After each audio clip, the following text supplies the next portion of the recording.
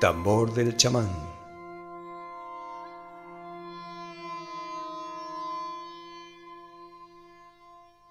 Un podcast sobre mito e identidad humana.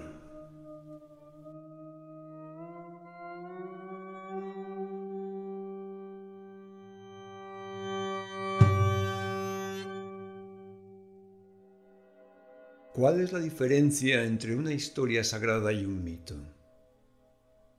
Si tomamos, por ejemplo, el criterio que la Iglesia Católica tiene sobre el contenido histórico de la Biblia,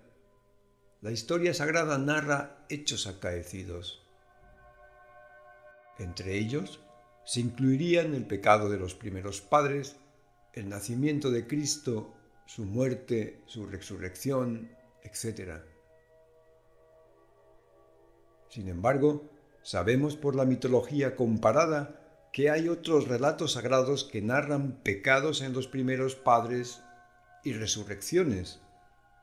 como es el caso del mito iranio de Mashiach y Mashiane, a quien Ahura Mazda les ordena hacer el bien,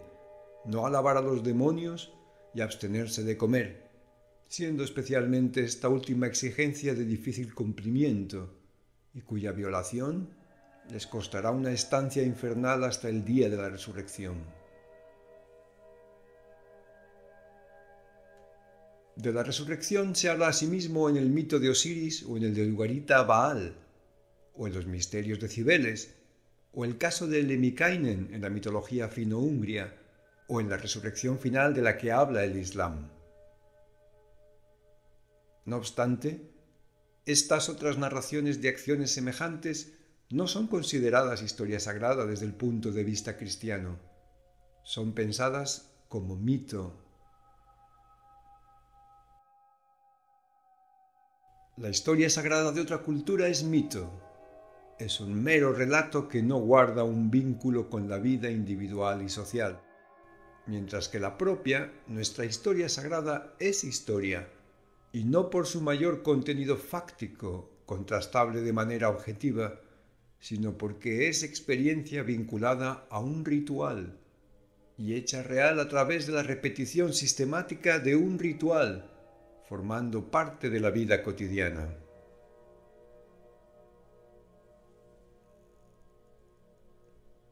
La acción económica realizada por un dios,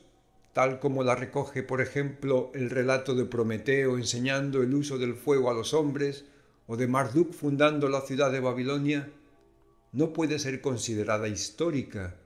porque un agente divino no pertenecería al mismo orden causal que uno humano. Sus acciones no se corresponderían con necesidades humanas específicas, no estarían basadas en necesidades sociales concretas, ni su causación compartiría el mismo espacio-tiempo de la historia humana, por lo que la investigación sobre los condicionamientos que concurren en las diversas actuaciones de los grupos humanos sería imposible, ya que como no han parado de repetir los sacerdotes de todas las mitologías desde que tenemos registro de ellas, la voluntad divina es inescrutable y queda fuera de nuestra comprensión. La idea de una historia sagrada es una contradicción, pues si aceptamos como Tucídides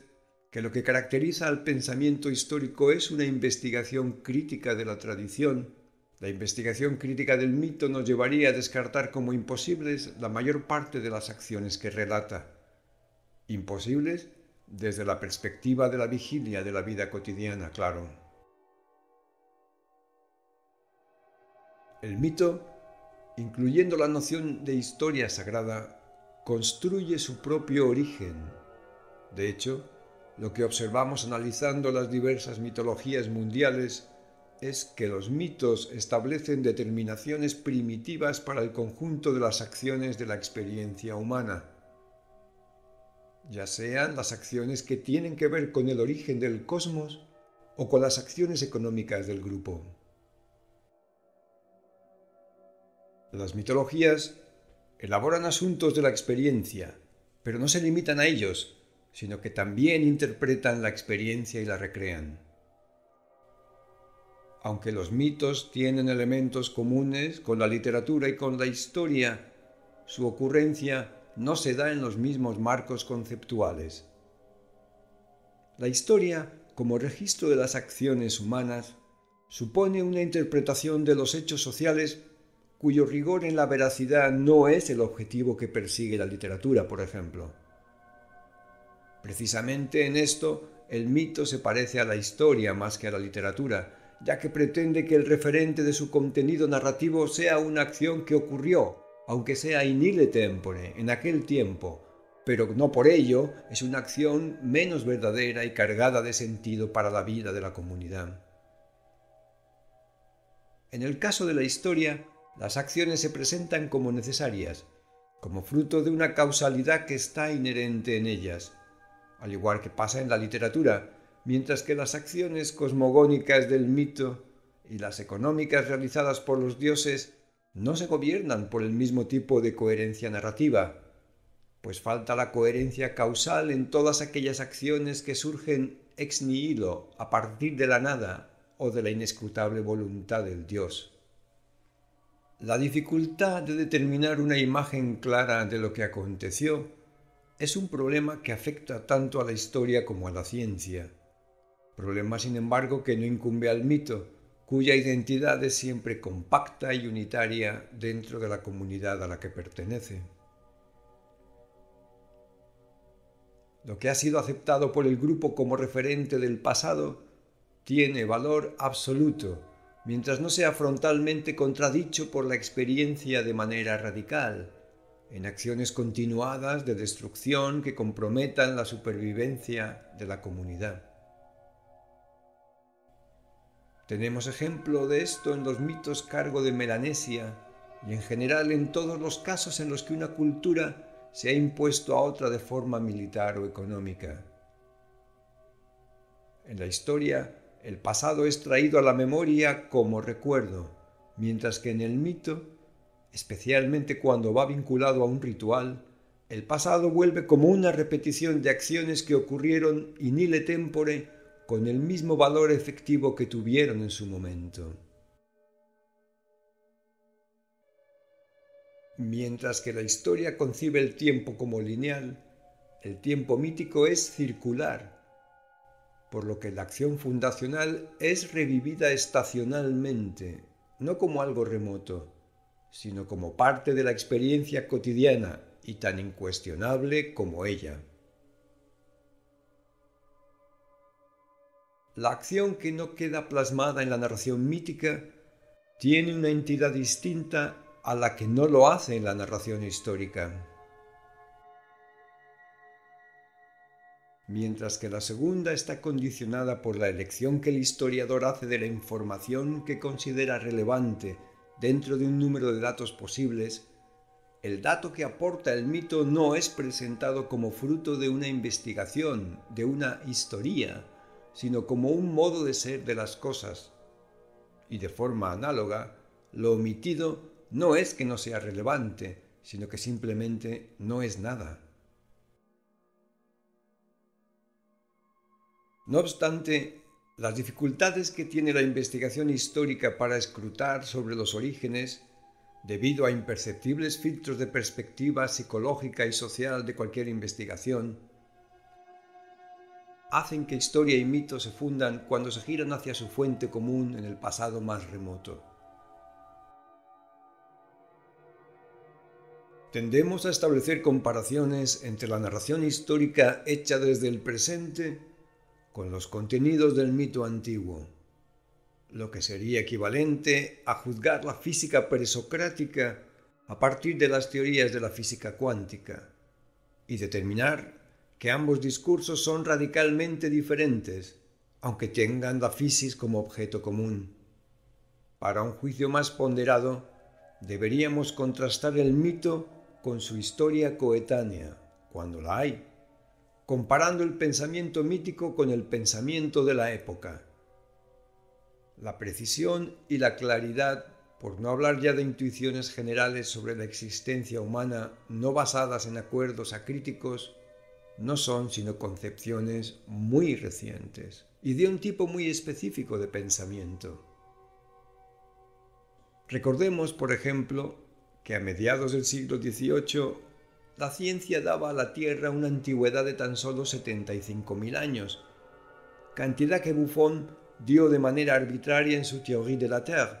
deseoso de no entrar en disputas con una iglesia que medía el tiempo bíblicamente. Recordemos también que no es sino hasta Leibniz que se cuestiona la idea de que el hebreo es la lengua original de la humanidad. Disputa que no queda zanjada hasta los estudios de filología comparada de Max Müller en el siglo XIX. Si comparamos estas cosmovisiones históricas con los mitos, obtenemos una proximidad mucho mayor entre ambos que si lo hacemos con la investigación historiográfica o científica en general del presente. De hecho, en muchos otros casos, la comparación de los mitos con el pensamiento histórico contemporáneo a ellos ni siquiera tiene sentido, como es el caso de las culturas sin escritura,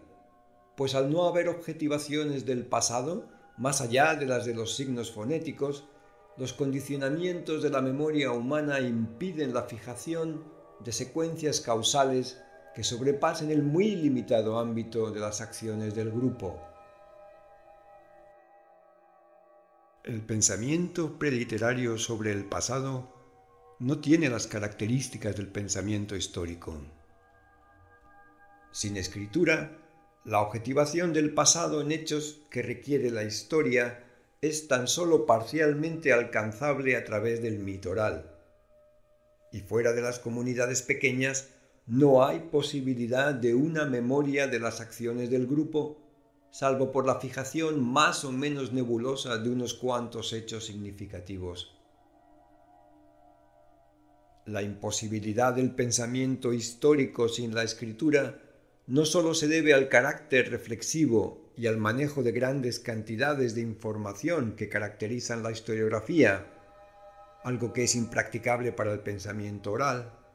sino también a la aparición de una nueva conceptualización del tiempo que solo es posible a partir del pensamiento escrito. A través de ella, como comprendiera Suma Chien, se evita el olvido y a la vez el historiador se revela a sí mismo ante el futuro, creando un concepto de continuidad temporal que sirve de soporte para una relación psicológica nueva entre narrador y audiencia. Los mitos, ya fuesen relatados por los chamanes de Altai, por los poetas persas que cantaban en Shahnameh en las cortes sasánidas o por los rishis que compusieron los poemas védicos de la India, iban dirigidos a una audiencia presencial, muchas veces como parte de una ceremonia, otras como entretenimiento ritual, pero siempre en un marco performativo con una audiencia perfectamente delimitada. La historia escrita, sin embargo, crea una audiencia virtual que está en el futuro y a ella se le habla con el poder oracular de quien revela el pasado y ofrece la verdad de lo ocurrido. Por otro lado, se crea un personaje adicional al relato,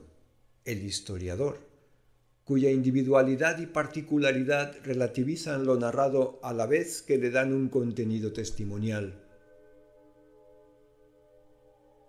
Esto estaba ausente en el mito tradicional, que al representar el punto de vista de un observador, siempre reifica lo observado, lo hace real, lo hace objetivo. Cuando Suma Chien dice, «Esta es mi opinión como historiador»,